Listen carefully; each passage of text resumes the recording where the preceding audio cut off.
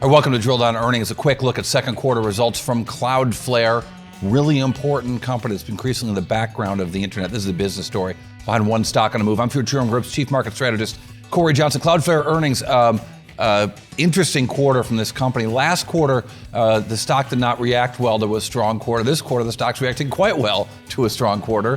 So let's take a look. Second quarter earnings, it was better than Wall Street expected, but we want to dig into the business here, not just the beat or the miss. And when we look into those numbers, what we see is a business that did $34.7 million in a loss of operations, but that's on $401 million in revenue, and that's up 30% on a year-over-year basis. Really strong for this business. And they signed a lot of big deals. They talked about them in the conference call, one deal after the next, doing all kinds of stuff, but essentially content delivery with a lot of security in it, moving lots and lots of data to the edges of the internet so that people can access the things that people want when they need it. And signing a lot of deals, as I mentioned in the quarter, with large customers. Now, over the last 3 years, they've seen 41% compound annual growth, just 30% this quarter, so it's slowing down a little bit. But their large customers, which is a big chunk of their business, are growing actually faster. They said they've got 3,046 customers doing over $100,000 in revenues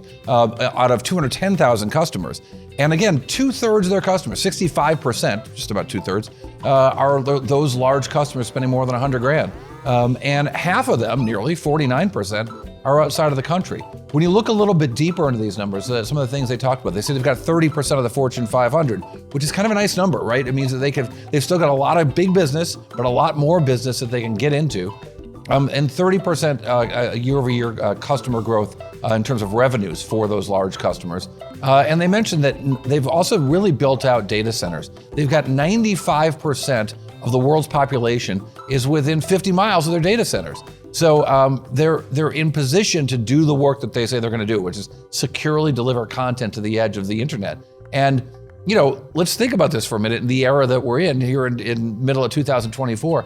If artificial intelligence is going to get more and more out into the edge, and large amounts of data are either going to have already been chewed up by AI machines and data centers, or waiting to get chewed up by AI data on the edge and PCs and mobile devices, this company's in a really good place to be the one that's delivering all that data. And they talked about that in the conference call as well. But these numbers and this really steady growth excited Wall Street. The stock was up 10% in after-hours trading after only 14% in the previous year. Now, they've got tough competition, companies like Akamai and so on. And in the midst of all this, it is possible to change the fan belt whilst an engine runs, but it's hard. Well, they've done that. They've had a big change on the top of their sales structure because they're fighting for every deal. And they've got some terrific salespeople out there that are getting this growth in big deals and signing new big deals, and they're rewarding those salespeople. They've got some great salespeople. I can think of one in particular. She knows who she is. But regardless, they've got lots of other good salespeople as well, and they're growing this business, which is what CEO Matthew Prince talked about on the conference call. I think we're already seeing the benefits of the changes of just really putting in place much better operational metrics, putting in place much better training, really up-leveling our team, having the discipline to do performance management, and then have that flow through. And I think that's a lot of what you're seeing today. What Mark is doing is accelerating that even more. And that starts with hiring really excellent lieutenants and really excellent leaders. It's a dramatic upgrade across our entire sales organization. And then what's been just amazing to watch is, great people want to follow great people. And so Mark has a huge number of amazing people who want to follow him. Those people who have followed him now are bringing in and up-leveling our team. And what we're seeing is not only are they more productive, but then they're helping our existing team, who are really, amazing people, get more productive as well. All right, so what's this all mean? What's your big drill down earnings takeaway? What's the one number that tells you a whole lot about what Cloudflare is doing in the world? I'm going to tell you something kind of surprising right after this.